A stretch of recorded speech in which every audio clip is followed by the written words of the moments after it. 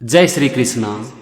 दोस्तों, हमारी जिंदगी में जितनी भी समस्याएं हैं ना, उन सब का समाधान है श्रीमद् भागवत गीता में। बस हमें जरूरत है तो इसे ठीक से समझने की। जिंदगी में कोई भी चीज ना हमें अच्छे से समझ में आती है कहानी के द्वारा, और अगर हम किसी भी चीज को कहानी के द्वारा समझते हैं तो हमें ज्यादा दिन तक याद भी रहती है। इसके पहले भी मैंने एक वीडियो अपलोड किया था जिसमें श्रीमद् भागवत गीता को मैंने कहानी के द्वारा एक्सप्लेन किया था। अगर आप उस वीडियो को देखना चाहते हो तो लिंक ऊपर आई बटन में है और मैंने डिस्क्रिप्शन बॉक्स में लिंक डाल दिया है, अगर आप चाहो तो उसे देख सकते हो। तो चलिए आज भी हम श्रीमद् भागवत गीता के कुछ श्लोकों को कहानी के द्वारा समझने की कोशिश करते हैं। राम नारायण सिंह एक छोटे से गांव में अपने परिवार के साथ रहते थे।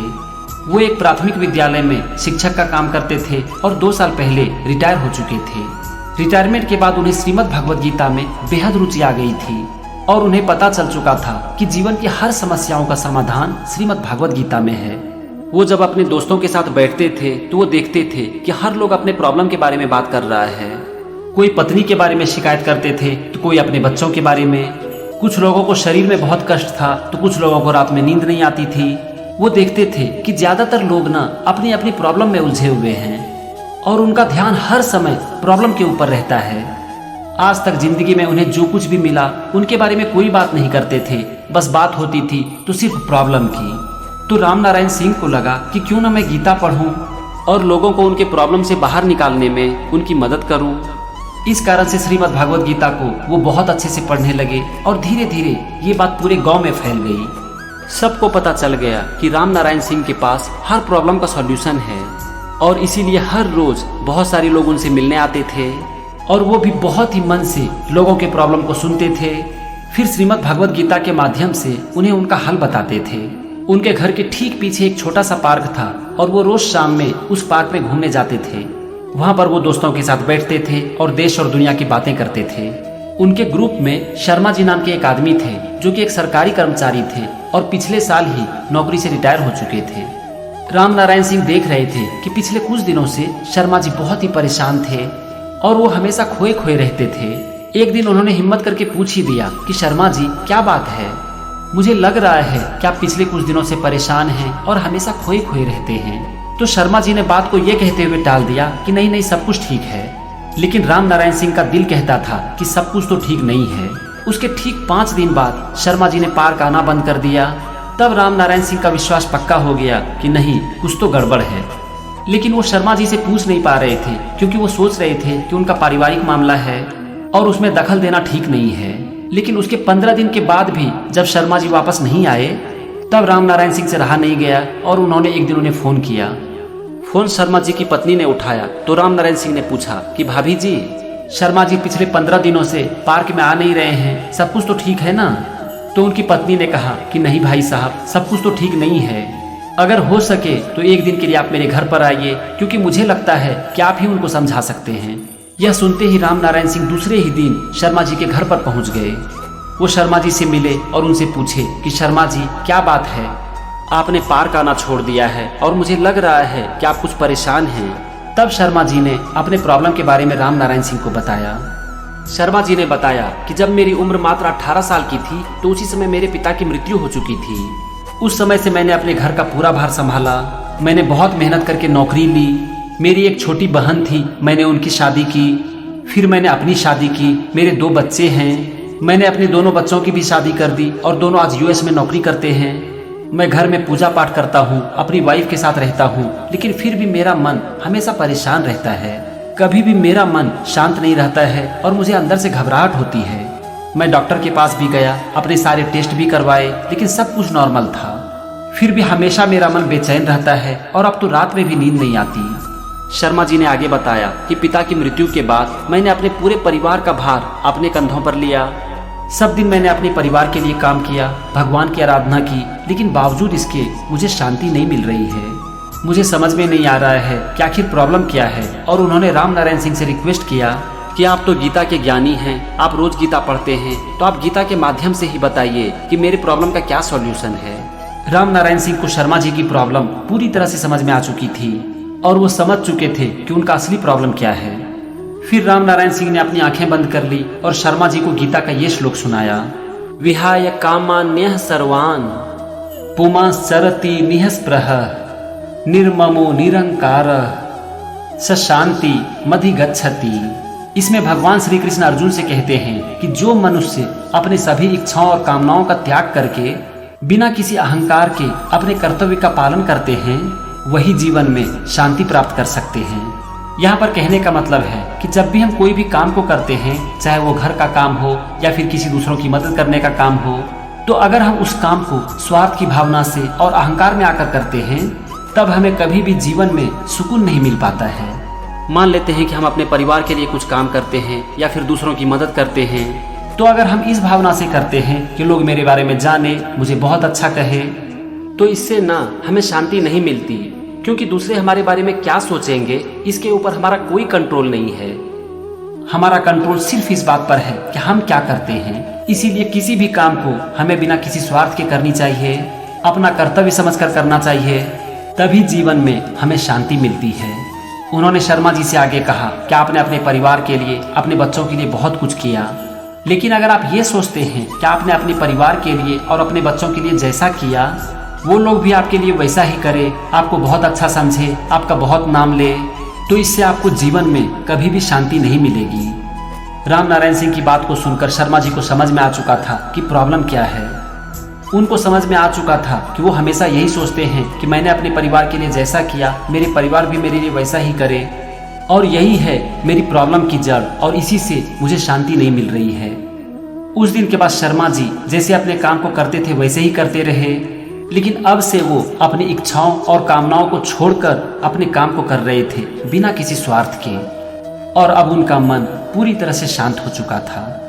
दोस्तों, भगवान श्री कृष्ण ने गीता में बहुत बार ये कहा है कि अपने काम को निस्वार्थ होकर करो, क्योंकि आपके कर्म का फल मिलना और नहीं मिलना एक बात है और ये आपके हाथ में नहीं है। लेकिन बावजूद इसके अगर आप अपने काम को निस्वार्थ होकर करते हो तो उस काम का फल आपको मिलता है या फिर नहीं मिलता है, दोनों ही परिस्थितियों में आपका मन शांत रहता है। ये तो था पहला श्लोक जिसे कि हमने एक कहानी के माध्यम से समझा। अब हम आते हैं दूसरे श्लोक पर, और उसे भी हम एक कहानी से ही समझेंगे। श्रीमद् भागवत गीता के अध्ययन से राम नारायण सिंह के जीवन में भी बहुत सारे परिवर्तन आए थे, और इसीलिए वो जब कभी भी दूसरों की मदद करते थे तो इस काम को वो पूरी निस्वार्थ की भावना से करते थे। हर रोज बहुत सारे लोग उनके पास अपनी अपनी समस्याओं को लेकर आते थे। राम नारायण सिंह गीता के माध्यम से उन्हें उनकी समस्याओं का हल बताते थे, लेकिन बदले में वो कोई उम्मीद नहीं रखते थे, और इसीलिए उनके जीवन में बहुत ही शांति थी। राम नारायण सिंह के परिवार में उनकी पत्नी के अलावा उनके 2 बेटे थे। एक का नाम था नवीन और दूसरे का प्रवीण। नवीन पढ़ लिख कर एक अच्छी कंपनी में नौकरी कर रहा था, उसकी शादी भी हो चुकी थी, और उसका 3 साल का एक बेटा था जिसका नाम था राहुल। प्रवीण एक अच्छे कॉलेज से MBA कर चुका था और नौकरी की तलाश में था। राम नारायण सिंह अपने परिवार से बहुत प्यार करते थे। अपने परिवार के लिए उन्होंने बहुत कुछ किया था, लेकिन वो अपने बच्चों से कभी भी किसी भी चीज की उम्मीद नहीं करते थे। खास करके जब से उन्होंने गीता की पढ़ाई शुरू की थी, तब तो उनका काम पूरी तरह से निस्वार्थ हो चुका था। वो हमेशा अपने परिवार की और दूसरों की मदद करते थे, लेकिन बदले में कभी भी किसी से कोई उम्मीद नहीं रखते थे। उन्हें कुछ दिनों से लग रहा था कि उनका बड़ा बेटा नवीन उनसे ठीक तरह से बात नहीं करता है। वो रोज शाम में सोने से पहले अपने दोनों बच्चों से बात करते थे, लेकिन वो देखते थे कि नवीन हमेशा जल्दबाजी में रहता है, ठीक से बात नहीं करता है, और बात करते करते ही बीच में फोन को कट कर देता है। एक दिन उन्होंने नवीन से पूछ दिया कि क्या बात है बेटा, सब कुछ ठीक है ना? तो नवीन ने कहा कि हाँ पापा, सब कुछ ठीक है, आजकल ऑफिस में थोड़ा काम बढ़ गया है और इसीलिए बात नहीं कर पाता हूँ। राम नारायण सिंह एक बहुत ही समझदार और सुलझे हुए व्यक्ति थे, और वो कभी भी नवीन की बात का बुरा नहीं मानते थे, क्योंकि उन्हें पता था कि ये पार्ट ऑफ द लाइफ है। वो जानते थे कि जिंदगी में उतार और चढ़ाव होती ही रहती है। जब भी उनकी पत्नी उनसे कहती थी कि पता नहीं नवीन थोड़ा परेशान रहता है, आजकल ठीक से बात नहीं करता है, तो वो यही कहते थे कि परेशानी जिंदगी का एक हिस्सा है, और परेशानी और तकलीफें हमें जिंदगी में मजबूत बनाती है। एक दिन अचानक से आधी रात में नवीन की पत्नी का फोन आता है। राम नारायण सिंह जैसे ही फोन उठाते हैं तो उधर से रोने की आवाज आती है। राम नारायण सिंह एक बहुत ही समझदार व्यक्ति थे। जीवन की परेशानियों से वो कभी घबराते नहीं थे, लेकिन वो एक पिता भी थे, और एक पिता अपने सारे दुखों को तो झेल सकते हैं, लेकिन वो कभी भी अपने बच्चों के दुख को बर्दाश्त नहीं कर सकते। उधर से रोने की आवाज थी नवीन की पत्नी की। उनके रोने की आवाज से राम नारायण सिंह घबरा गए और उन्होंने पूछा कि क्या बात है बेटा, सब कुछ तो ठीक है ना। इस पर नवीन की पत्नी बोली कि पापा, नवीन की तबीयत ठीक नहीं रहती है और वो पूरी तरह से डिप्रेशन का शिकार हो चुका है। फिर उसने रोते हुए आगे कहा कि पापा आप लोग जल्दी से यहाँ पर आ जाइए, नहीं तो पता नहीं नवीन को कुछ हो जाएगा। यह सुनकर राम नारायण सिंह बहुत ही घबरा गए और दूसरे ही दिन अपनी पत्नी के साथ नवीन के पास पहुंच गए। उन्होंने नवीन से बात की और पूछा कि बोलो बेटा क्या बात है, तुम क्यों इतना परेशान हो रहे हो। तो इस पर नवीन ने कहा कि पापा मेरी तबीयत ठीक नहीं रहती है और मुझे हमेशा घबराहट होती है। फिर राम नारायण सिंह ने नवीन की पत्नी से डिटेल में बात किया, तब उन्हें पता चला कि प्रॉब्लम क्या है। वो नवीन से बात करते रहे, उन्हें समझाते रहे और फिर उन्होंने गीता का ये श्लोक सुनाया। ध्यायतो विषयान् पुंसः संघस्ते पूजायते संगात् संजायते कामः कामात् क्रोधो भिजायते। उन्होंने फिर नवीन को इस श्लोक का अर्थ समझाया। उन्होंने बताया कि भगवान श्री कृष्ण अर्जुन से कहते हैं कि जो मनुष्य अपनी इच्छाओं के बारे में ज्यादा सोचता है वो उसी में फंस के रह जाता है और ऐसे मनुष्यों का धीरे धीरे चीजों से लगाव बढ़ते जाता है और यही उसकी समस्याओं का कारण बन जाती है। इसीलिए हर व्यक्ति को चाहिए कि वो कभी भी खुद को चीजों से बांध के ना रखे, क्योंकि अगर हमारा लगाव चीजों से बढ़ता है तो ये इच्छा को जन्म देती है और अगर हम अपनी इच्छा की पूर्ति को नहीं कर पाते हैं तो हमें क्रोध आती है। फिर उन्होंने नवीन को समझाया कि बेटा तुम अब एक नौकरी करते हो, तुम्हारा अपना एक परिवार है, तो अपने परिवार के लिए चीजों को जरूर खरीदो, लेकिन कभी भी खुद को चीजों से बांध कर मत रखो। फिर उन्होंने आगे कहा कि बेटा तुम एक कंपनी में नौकरी करते हो तो वहां पर तुम्हारा काम है 100% देना। तुम्हें तुम्हारे कंपनी में प्रमोशन मिलेगा या फिर नहीं मिलेगा ये तुम्हारे हाथ में नहीं है। क्या किसी भी कंपनी के लिए ये संभव है कि उसके हर एम्प्लॉय को हर समय प्रमोशन मिले? कभी एक को प्रमोशन मिलेगा तो कभी दूसरे को। लेकिन अगर तुम अपना पूरा ध्यान प्रमोशन से हटाकर काम के ऊपर डाल देते हो तो फिर तुम्हें कंपनी में प्रमोशन मिलती है या फिर नहीं मिलती है इसका तुम्हारे ऊपर कोई असर नहीं पड़ेगा और दोनों ही परिस्थितियों में तुम्हारा मन शांत रहेगा। नवीन को समझ में आ चुका था कि उसकी प्रॉब्लम का जड़ क्या है। उसे समझ में आ चुका था कि उसने खुद को चीजों से बांध लिया था और कंपनी में एक प्रमोशन नहीं मिलने से वो हमेशा परेशान रहता था। उसने अपने पापा को कस के पकड़ लिया, जी भर के रोया और फिर कहा कि पापा आपने मेरी आंखें खोल दी। उसने आगे कहा कि अब से मैं अपना पूरा ध्यान अपने काम के ऊपर लगाऊंगा और कभी भी खुद को अपने काम के परिणाम से बांध कर नहीं रखूंगा। दोस्तों ये थी श्रीमद् भगवद गीता की दूसरी सीख, जिससे हम यही सीखते हैं कि अगर हम चीजों से ज्यादा प्यार करने लगते हैं तो धीरे धीरे चीजों के प्रति हमारी इच्छाएं बढ़ने लगती है और फिर जब किसी भी कारण से हम अपनी इच्छाओं की पूर्ति को नहीं कर पाते हैं तो हमें क्रोध आने लगता है और क्रोध एक दिन हमारे सर्वनाश का कारण बन जाती है। नवीन अपने पापा से बात कर रहा था, वहीं पर उसकी पत्नी, उसका बेटा और उसकी माँ भी बैठी हुई थी। तभी नवीन के फोन की घंटी बजती है और ये फोन था उसके भाई प्रवीण का। प्रवीण ने कहा कि भैया मुझे पापा से जल्दी बात करनी है। नवीन ने पूछा कि क्या बात है प्रवीण, तुम इतने घबराए हुए क्यों हो? तो प्रवीण कहता है कि नहीं भैया कोई बात नहीं है, मुझे जल्दी से पापा से बात करवाओ। नवीन फोन अपने पापा को दे देता है। उसके पापा पूछते हैं कि बोलो प्रवीण क्या बात है? तो उधर से रोने की आवाज आती है। राम नारायण सिंह एक बहुत ही समझदार इंसान थे और वो समझ चुके थे कि प्रवीण क्यों रो रहा है। उनके पास हर रोज बहुत सारे लोग आते थे, अपने अपने प्रॉब्लम को उनके साथ डिस्कस करते थे और राम नारायण सिंह बहुत ही आराम से गीता के माध्यम से सबको उनके प्रॉब्लम का समाधान बताते थे। इसीलिए वो समझ चुके थे कि प्रवीण की आंखों में खुशी के आंसू हैं। राम नारायण सिंह पूछते हैं कि प्रवीण बोलो तुम कौन सी खुशखबरी सुना रहे हो? तो प्रवीण कहता है कि पापा लास्ट वीक मैंने एक कंपनी के लिए इंटरव्यू दिया था ना, उसमें मेरा सिलेक्शन हो गया है। यह सुनते ही राम नारायण सिंह की आंखें छलक जाती है, क्योंकि नवीन के बाद अब उनके छोटे बेटे प्रवीण को भी एक अच्छी नौकरी मिल चुकी थी। उन्होंने प्रवीण से कहा कि बेटा मैं तुम्हारे भैया के पास आया हूँ, तुम यहीं पर आ जाओ। राम नारायण सिंह को पता था कि प्रवीण को नौकरी विरासत में नहीं मिली है। वह आज इस मुकाम तक पहुंचा है अपनी मेहनत और अपनी लगन से। पिछले 2 साल से प्रवीण जी तोड़ मेहनत कर रहा था, बहुत बार असफल भी रहा, लेकिन कभी भी उसने हार नहीं मानी। दूसरे दिन प्रवीण अपने परिवार से मिलने के लिए वहां से निकल पड़ा। प्रवीण अपने मन ही मन अपनी कामयाबी का पूरा श्रेय अपने पापा को दे रहा था। क्योंकि वो जानता था कि जब भी वो फेल हो जाता था तो कितना चिंतित रहता था। लेकिन हमेशा उसके पापा कहते थे कि बेटा, यही फेलियर एक दिन तुम्हारी कामयाबी की वजह बनेगी। वो हमेशा उसे गीता का श्लोक सुनाते थे और कहते थे कि बेटा, इस दुनिया में एक भी ऐसा इंसान नहीं है जिनकी लाइफ में प्रॉब्लम नहीं है।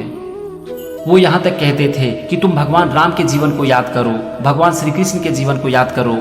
क्या उनकी जिंदगी में कोई प्रॉब्लम नहीं आई? जब उनके जीवन में चुनौतियां आई तो क्या उन्होंने हार मान ली? वो कहते थे कि बेटा, इन सब चीज से हमें यही शिक्षा मिलती है कि भगवान की लाइफ में भी प्रॉब्लम है। तुम देख लेना कि एक दिन तुम्हें बहुत बड़ी कामयाबी मिलेगी और उसमें तुम्हारे फेलियर का एक बहुत बड़ा रोल होगा। उस समय प्रवीण को ये सारी बातें समझ में नहीं आती थी, लेकिन अब उसे लगने लगा था कि उसके पापा जो कह रहे थे वही सच था। दूसरे ही दिन प्रवीण अपने पापा के पास पहुंच गया। वहां वो सबसे मिलकर बहुत खुश हुआ और फिर अपने पापा से कहा कि पापा, मैं बहुत ही जल्दी नौकरी ज्वाइन कर रहा हूँ और मुझे आपकी बात अच्छी तरह से याद है कि चुनौतियाँ हमारा कभी भी पीछा नहीं छोड़ेगी। इसीलिए मैं ये मान के चल रहा हूँ कि मेरी नौकरी में भी मेरे सामने बहुत सारी चुनौतियाँ आएंगी। तो उस समय मुझे क्या करनी चाहिए पापा? इस पर राम नारायण सिंह कुछ देर तक सोचने लगे और फिर उन्होंने गीता का ये श्लोक पढ़ा। योगस्थ कुरु कर्माणि संग त्यक्त्वा धनंजय सिद्धय सिद्धयो समो भूत्वा समत्वम योग उच्चयते। उन्होंने बताया कि भगवान श्री कृष्ण अर्जुन से कहते हैं कि हे धनंजय, सफलता और असफलता की आसक्ति को त्याग कर तुम अपने कर्तव्य का पालन करो। जो आदमी सफलता और असफलता में समान भाव रखता है वही एक सिद्ध पुरुष है, वही योगी है। इस पर प्रवीण ने पूछा कि पापा, ये कैसे हो सकता है? अगर हमें सफलता मिलेगी तो हमें खुशी होगी और असफलता मिलेगी तो दुख तो होगा ही। तो इस पर राम नारायण सिंह बोले कि बेटा, जिस दिन तुम्हें ये बात समझ में आ जाएगी कि सफलता और असफलता ऋतुओं के समान है, ये आती जाती रहती है और इसके ऊपर तुम्हारा कोई वश नहीं है। तुम्हारा वश सिर्फ एक चीजों के ऊपर है और वो है तुम्हारा कर्तव्य, तुम्हारी ड्यूटी। तो बस अपने काम में अपना सब कुछ लगा दो और जब तुम अपने काम में अपना सब कुछ लगा दोगे तो तुम्हारी काम ही तुम्हारी पूजा बन जाएगी। और जिस दिन तुम्हारा काम तुम्हारी पूजा बन जाएगी उस दिन तुम सफलता और असफलता दोनों में समान भाव रखोगे, क्योंकि तुम्हारी खुशी तुम्हारे काम में है, न कि तुम्हारे काम के परिणाम में। अब प्रवीण को समझ में आ चुका था कि भगवान श्री कृष्ण अर्जुन से क्या कह रहे हैं। दोस्तों, प्रवीण को तो समझ में आ गया, लेकिन क्या आपको समझ में आया कि भगवान श्री कृष्ण अर्जुन से क्या कह रहे हैं? अगर मैं इसका एक लाइन में आपको मतलब समझाऊं तो इसका मतलब है कि आपकी ड्यूटी ही आपकी पूजा है। इसीलिए अपने काम को पूजा समझकर करो और अगर आप ऐसा कर पाते हो तो सफलता और विफलता दोनों ही परिस्थिति में आपका मन शांत रहता है। राम नारायण सिंह को नवीन के घर पर 15 दिन हो चुके थे। वो अपने गांव वापस आना चाहते थे क्योंकि उन्हें पता था कि गांव के बहुत सारे लोग उनका इंतजार कर रहे होंगे। लेकिन जैसे ही वो लौटने का नाम लेते थे तो सबसे पहले राहुल उनका रास्ता रोक लेता था और कहता था कि दादू, मैं आपको जाने नहीं दूंगा।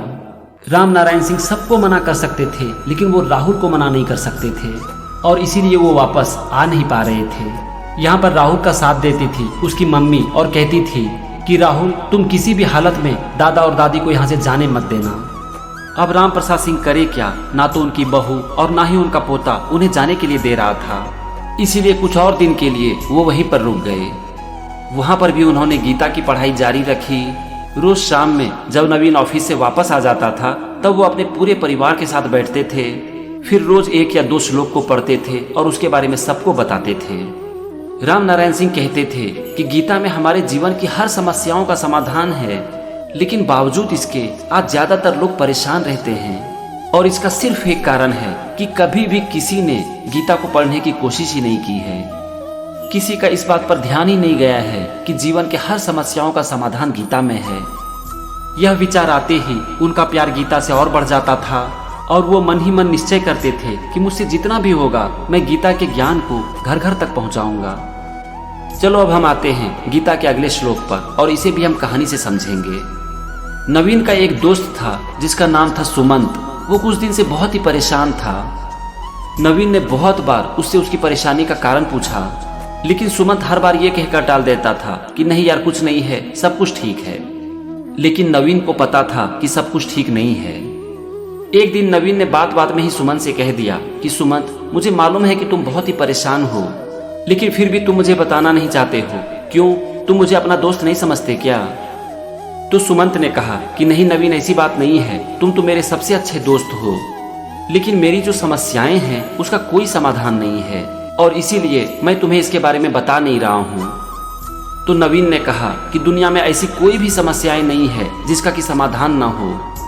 फिर उसने अपने पापा के बारे में बताया कि मेरे पापा गीता पढ़ते हैं और जिंदगी की समस्याएं चाहे कितनी भी बड़ी क्यों ना हो, उसका समाधान वो गीता में ही खोज लेते हैं। गीता का नाम सुनते ही सुमंत के मन में एक आस जगी। फिर उसने नवीन से पूछा कि कहाँ हैं अंकल, क्या तुम मुझे उनसे मिलवा सकते हो? इस पर नवीन ने कहा कि आजकल पापा मेरे ही साथ हैं, तुम जब चाहो उनसे मिल सकते हो। सुमंत एकदम से उनका घर जाने के लिए तैयार हो गया और अगले ही दिन वो उसके घर पर पहुंच गया।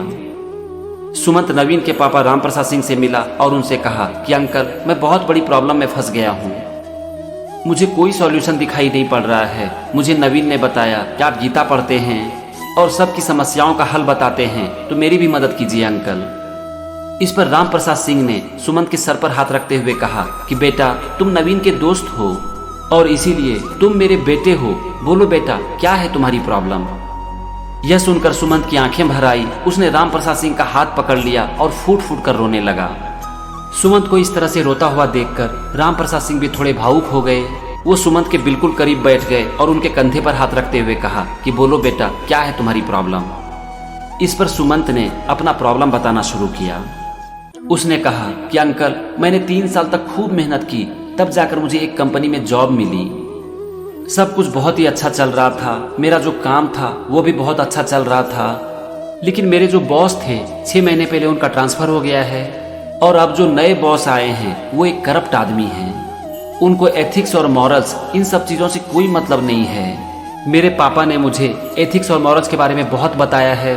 वो हमेशा मुझसे कहते हैं कि बेटा, जीवन में कभी भी किसी के साथ कुछ गलत मत करना और किसी भी गलत आदमी का कभी भी साथ मत देना।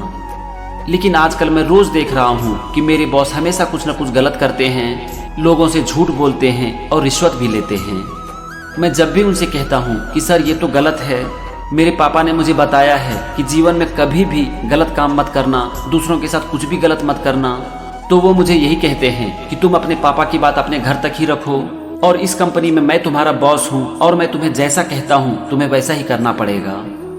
अगर तुमने मेरी बात नहीं मानी तो तुम्हारी प्रमोशन तो रुकेगी ही, तुम्हारा ट्रांसफर कर दिया जाएगा और हो सकता है कि एक दिन तुम्हारी नौकरी भी चली जाए। यह बोलकर सुमंत कहने लगा कि बताइए अंकल, अब मैं क्या करूँ? सुमंत ने राम प्रसाद सिंह से कहा कि अंकल, नवीन ने मुझे बताया है कि आपको गीता का बहुत नॉलेज है, आप रोज गीता पढ़ते हैं और बहुत से लोगों को उनकी समस्याओं का समाधान बताते हैं। आज मेरी भी मदद कीजिए अंकल, नहीं तो मैं पूरी तरह से टूट जाऊंगा। इस पर राम प्रसाद सिंह कुछ सोचते हैं और फिर गीता का ये श्लोक बोलते हैं, नियतम कुरु कर्मत्वम कर्म ज्यायो ह्यकर्मणः शरीर यात्रा पीचते न प्रसिद्धयेद कर्मणः। इस श्लोक को पढ़ने के बाद राम प्रसाद सिंह ने सुमंत को इसका अर्थ समझाया। उन्होंने सुमंत से कहा कि बेटा, भगवान श्री कृष्ण अर्जुन से कहते हैं कि हे अर्जुन, तुम सिर्फ अपने कर्तव्य को करो, क्योंकि कुछ ना करने से अच्छा है अपने कर्तव्य को करना। अगर तुम अपने कर्म का त्याग कर देते हो तो इससे तुम्हारे शरीर का भी भरण पोषण संभव नहीं है। इसका मतलब है कि हर इंसान को अपने धर्म के अनुसार सही कर्म करना चाहिए। यहाँ पर धर्म का मतलब हिंदू, मुस्लिम, सिख, ईसाई नहीं है। धर्म का सिर्फ एक मतलब है सत्य का मार्ग। जैसे स्टूडेंट का काम क्या है? मन से पढ़ाई करना। तुम्हारा काम क्या है? अपने काम को मन से करना, सही से करना। बस जो भी सही है उस काम को करते चले जाओ। उन्होंने सुमन से कहा कि बेटा, तुम कुछ गलत ना करते हुए भी अपने बॉस से सिर्फ इसीलिए डर रहे हो क्योंकि तुम्हारे सही काम करने का जो परिणाम होगा तुम अपने आप को उससे जोड़ लिए हो। तुम्हारा प्रमोशन होगा या फिर नहीं होगा, तुम्हारा ट्रांसफर हो जाएगा, तुम्हें जॉब से निकाल दिया जाएगा, ये सब क्या है? ये सब कर्म का फल ही है ना। ये अच्छा है या फिर खराब है, तुम इन सब चीजों की चिंता छोड़ दो और सिर्फ उस काम को करो जो कि सही है। तुम्हारे पापा ने जो तुम्हें एथिक्स और मॉरल्स का ज्ञान समझाया है उसे अपने दिल में जिंदा रखो।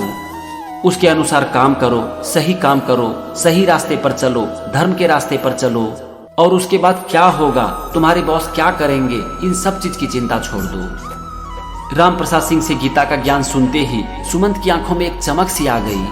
वो सोचने लगा कि जब मैं सही काम कर रहा हूँ तो फिर मैं परेशान क्यों हो रहा हूँ। मेरा बॉस गलत काम करके भी खुश है और मैं सही काम करके परेशान हूँ। तब उसे लगने लगा कि मैं काम से ज्यादा इस चीज के बारे में सोच रहा हूँ कि मेरे काम का परिणाम क्या होगा। उसने राम प्रसाद सिंह से कहा कि अंकल, आपने बिल्कुल मेरी आंखें खोल दी, आप बिल्कुल मेरे पापा की तरह हैं, और अब मैं आज से वही काम करूंगा जो कि सही है। मैं अब वही काम करूंगा जो कि आज तक मेरे पापा ने मुझे सिखाया है और आज आपने मुझे सिखाया। सुमंत ने राम प्रसाद सिंह से कहा कि अंकल, आप मेरे घर पर आइए, मेरे पापा से मिलिए, आप दोनों की बहुत अच्छी दोस्ती हो जाएगी। सुमंत के चेहरे पर एक सुकून देखकर राम प्रसाद सिंह को बहुत अच्छा लग रहा था। वो सोच रहे थे कि भगवान श्री कृष्ण ने अपने गीता के ज्ञान से आज एक और बच्चे को बचा लिया है। राम नारायण सिंह को अपने बेटे के घर में 1 महीना हो चुका था। अब रोज उनके गांव से किसी न किसी का रोज फोन आता था और सब लोग यही कहने लगे थे कि क्या अब आप बेटे के साथ ही रहोगे क्या, हम लोगों को भूल गए क्या।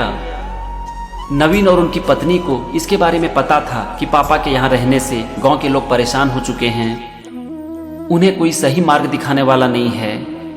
अगर उनके पापा गांव पर रहते हैं तो वो सब लोगों की मदद करते हैं, और इसीलिए अब उनको ज्यादा दिन तक रोकना ठीक नहीं होगा। और इसीलिए उसके बाद जब राम प्रसाद सिंह ने उन लोगों से वहां से जाने की बात की तो वो लोग खुशी खुशी मान गए। राम प्रसाद सिंह अपनी पत्नी के साथ अपने गांव लौट गए। जब शाम के समय गांव के लोग उनसे मिले तो सब लोगों ने राहत की सांस ली और कहने लगे कि चलो, भगवान श्री कृष्ण फिर से हमारे पास आ गए हैं। एक दिन राम प्रसाद सिंह अपने घर में अपनी पत्नी के साथ बातें कर रहे थे, तभी उनका एक दोस्त तिवारी का फोन आया। उन्होंने राम प्रसाद सिंह से कहा कि मैं आपसे मिलना चाहता हूँ, मैं बहुत ही परेशान हूँ, कृपया मेरी मदद कीजिए। यह सुनकर राम प्रसाद सिंह बोले कि तिवारी जी, सब कुछ तो ठीक है ना, घर में भाभी जी और बच्चे सब तो ठीक है ना। इससे दूसरे तरफ से तिवारी जी के सिसकने की आवाज आई। तब राम प्रसाद सिंह को लगने लगा कि जरूर कुछ गड़बड़ है। वो बिना देर किए उसी दिन शाम में तिवारी के घर पर पहुंच गए और उनसे पूछने लगे कि क्या बात है तिवारी जी, आप क्यों इतने परेशान हैं। तब तिवारी जी ने अपने बेटे को उनके पास बुलाया और कहा कि मेरा प्रॉब्लम है इसका अहंकार। उन्होंने कहा कि मैंने अपनी जिंदगी में बहुत गरीबी देखी है, बहुत ही मुश्किल से मुझे एक नौकरी मिली, मेरी आमदनी तो बहुत ज्यादा नहीं थी, लेकिन मुझसे जितना हुआ मैंने अपने परिवार के लिए किया। मेरा जो ये बेटा है इसका नाम मनोज है, इसे मैंने अच्छे से पढ़ाया और भगवान की कृपा से आज इसे एक अच्छी नौकरी मिल गई है, ये अच्छा पैसा कमा रहा है, लेकिन कहीं न कहीं इसमें अहंकार भर गया है। तिवारी जी ये सारी बातें अपने बेटे मनोज के सामने ही कह रहे थे। तो राम प्रसाद सिंह ने कहा कि तिवारी जी रुक जाइए, हम लोग बाद में इसके बारे में बात करेंगे। इस पर तिवारी जी ने कहा कि नहीं राम प्रसाद जी, मुझे इसके सामने में ही बात करनी है। उन्होंने कहा कि मनोज ने बहुत मेहनत किया, बहुत पढ़ाई की, ये सब मैं मानता हूँ, लेकिन पता नहीं इसमें कहाँ से अहंकार आ गया है। ये हमेशा यही सोचता है कि जो भी कर रहा है यही कर रहा है, और मैंने तो कुछ किया ही नहीं। इस बात को बोलते बोलते तिवारी जी की आंखें भर गई और उन्होंने राम प्रसाद सिंह से पूछा कि बताइए मैं क्या करूं। मुझे मनोज से कुछ भी नहीं चाहिए, मुझे 1 पैसे भी नहीं चाहिए, लेकिन कम से कम ये मुझसे ठीक से बात तो करे। यह सुनकर राम प्रसाद सिंह ने मनोज से पूछा कि क्या बात है बेटा, तुम्हारे पापा तुमसे क्यों इतना परेशान हैं। इस पर मनोज ने कहा कि अंकल, इसमें परेशानी की क्या बात है, मैंने तो जो किया है वही मैं बता रहा हूँ।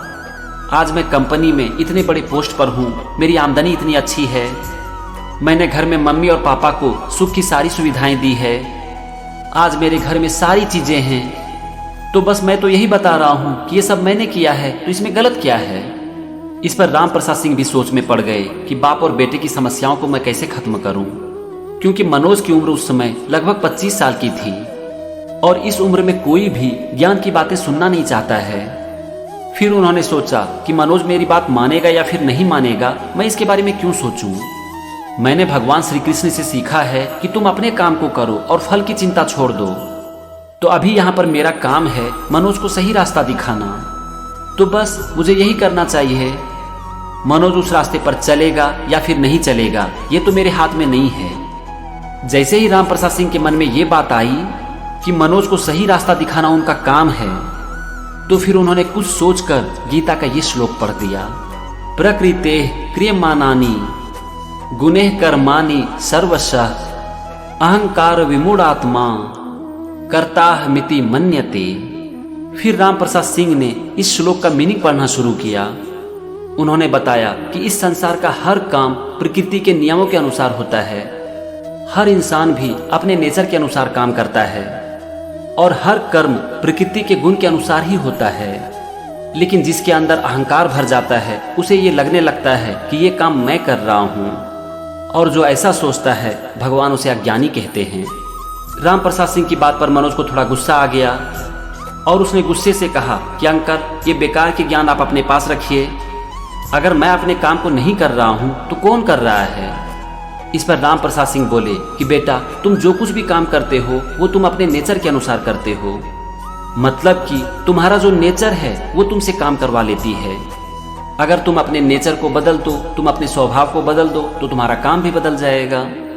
उन्होंने कहा कि बेटा, आज क्रोध में आकर लोग अपने माता पिता का अपमान करते हैं, उन्हें घर से भगा देते हैं, खुद के साथ गलत करते हैं, दूसरों के साथ गलत करते हैं। लेकिन जरा उनसे जाकर पूछो कि क्या उन्हें पता नहीं है कि ये करना गलत है? लेकिन बावजूद इसके वो उस काम को क्यों करते हैं? इसका सिर्फ एक कारण है कि वो इस काम को नहीं कर रहे हैं। उसका क्रोध उनसे वो काम करवा रहा है। अगर उन्हें लगता है कि ये काम गलत है, इसे नहीं करना चाहिए, तो उन्हें अपने क्रोध को छोड़ना पड़ेगा। अगर एक बार उसने क्रोध को छोड़ दिया, मतलब कि उसने अपने नेचर को बदल दिया, तो फिर उसका जो नेचर है उसके अनुसार काम होने लगेगा। अब मनोज को थोड़ी थोड़ी बात समझ में आने लगी थी। वो सोचने लगा था कि बहुत बार उसे लगता है कि वो गलत कर रहा है। वो अपने पापा को कुछ ऐसी बातें बोल देता है जिससे कि उनकी आंखों में आंसू आ जाती है, लेकिन बावजूद इसके वो खुद को रोक नहीं पाता है। तो कुछ सोचते हुए मनोज ने राम प्रसाद सिंह से पूछा कि अंकल, ऐसा क्यों होता है? एक आदमी जानते हुए भी गलत क्यों करता है? इस पर राम प्रसाद सिंह बोले कि बेटा, तुम जैसा सोचते हो, जो देखते हो, जिन लोगों के साथ रहते हो, जो सुनते हो, वैसे ही तुम्हारा नेचर बन जाता है और फिर तुम्हारा नेचर तुमसे काम करवा लेता है। अगर तुम्हें लगता है कि तुम कुछ गलत कर रहे हो तो सबसे पहले तुम अपने नेचर को बदलो। तो अब तुम अपने नेचर को कैसे बदलोगे? इसका सिर्फ एक तरीका है कि अभी तक तुम जो काम कर रहे हो उसका उल्टा करना शुरू कर दो। यानी कि अच्छे लोगों की संगति में रहो, कुछ अच्छा सुनो, कुछ अच्छा सोचो, अच्छा पढ़ो, अच्छा देखो। इससे तुम्हारा नेचर चेंज हो जाएगा और फिर तुम्हारा नेचर तुमसे सारा काम करवा लेगा। यह सुनते ही मनोज की आंखें भर आई, वो रोने लगा। उसने कहा कि अंकल, मेरे पापा ने मेरे लिए बहुत कुछ किया है। मुझे आज भी याद है कि मेरे पापा खुद के लिए कुछ नहीं करते थे, लेकिन मेरी हर मांग को पूरी करते थे। लेकिन बावजूद इसके मैंने उनका दिल दुखाया। इस पर राम प्रसाद सिंह बोले कि बेटा, फिर तुम गलत समझ रहे हो। तुमने दिल नहीं दुखाया, जो कुछ भी करवाया तुम्हारा नेचर करवाया। तो बस अगर तुम कुछ बदलना चाहते हो तो अपने नेचर को बदल दो और कभी भी ये मत सोचो कि इस काम को मैं कर रहा हूँ, क्योंकि ये कहना कि ये काम मैं कर रहा हूँ ये एक अहंकार है और ये एक मनुष्य का सर्वनाश कर देती है। अब तो मनोज के सब्र का बांध पूरी तरह से टूट चुका था। उसने आज तक अपने पापा को जो कुछ भी भला बुरा कहा था वो सब उसके मन में घूमने लगा था और वो रो रहा था, चीख चीख कर रो रहा था। मनोज के पापा ने जैसे ही मनोज को रोते हुए देखा, वैसे ही वो मनोज के पास आकर उसे कसकर पकड़ लिया और बोले कि बेटा, मुझे माफ कर दो। मैं सब कुछ देख सकता हूँ, लेकिन मैं तुम्हें रोता हुआ नहीं देख सकता। मुझे माफ कर दो। मैंने अपने स्वार्थ के लिए बिना मतलब का राम प्रसाद सिंह को अपने घर पर बुलाया। इस पर मनोज ने कहा कि नहीं पापा, आप ये सब इसीलिए कह रहे हैं क्योंकि आप मुझसे बहुत प्यार करते हैं। आपने अंकल को बुलाकर मुझे जीवन का दान दिया है। इन्होंने गीता के ज्ञान के माध्यम से आज जो मुझे शिक्षा दी है उसने मेरी आंखें खोल दी है। मुझे पता चल गया है कि मुझसे क्या गलती हुई है। मैं देख पा रहा हूँ कि मैंने आपको भला बुरा क्यों कहा, क्यों मैं इतना घमंडी हो गया। मनोज ने आगे कहा कि पापा, आप मुझे माफ कर दीजिए। आज मैं जो कुछ भी हूँ वो आपकी वजह से हूँ। बस इसे कभी मैं समझ नहीं पाया और यही सोचता रहा कि सब काम मैं कर रहा हूँ। लेकिन आज अंकल ने मेरी आंखें खोल दी। मनोज की स्थिति को देखकर राम प्रसाद को बहुत खुशी हो रही थी। वो सोचने लगे थे कि भगवान ने आज बाप और बेटे को फिर से एक कर दिया है। जो बेटा अहंकार में चूर रहता था, हमेशा ये कहता था कि ये काम मैं कर रहा हूँ, आज वही बेटा अपने बाप से कह रहा है कि ये सब आपके कर्मों का फल है, आपने सब कुछ किया है, मैंने कुछ नहीं किया है।